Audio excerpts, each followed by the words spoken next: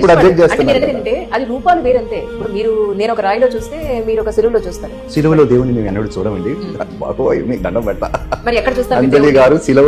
సిలువ దేనికి సాదృశ్యం అంటే త్యాగానికి సాదృశ్యం. సరే, మీరు ఎందులో దైవత్వం చూస్తారు? ఎందులోని చూడమండి. దేవుడు ఆత్మస్వరూపి కాబట్టి we have to experience that. First commandment బైబుల్లో, మరి మీరు చదివారో లేదో తెలియదు, 10 ఆజ్ఞలు ఉంటాయండి. That is the moral standard, right? అది జూస్ కావచ్చు, క్రిస్టియన్స్ కావచ్చు, అది ఇస్లాం రిలీజియన్ కావచ్చు, రైట్? దీస్ మోనోథిజం రిలీజియన్స్ ఏవైతే ఉన్నాయో అందులోని ప్రాముఖ్యం ఏంటంటే do not worship the creation but worship the creator. So that is the standard moral standard అనమాట. సో అందుకనే you shall have no graven images.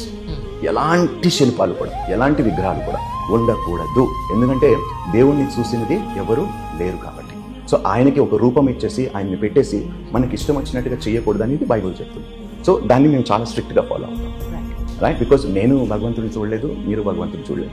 ఎవరో శిల్పీలు చెక్కినదే మీరు చూస్తున్నది, దాన్ని మీరు పూజిస్తున్నారు. నేను కూడా చూడలేదు, రైట్? యేసుక్రీస్తు నేను చూడలేదు. యేసుక్రీస్తు ఇలా ఉంటాడని ఎవరైనా ఫోటో చెప్పినా వాడికి దండం పెడతాను, right? I don't believe in that.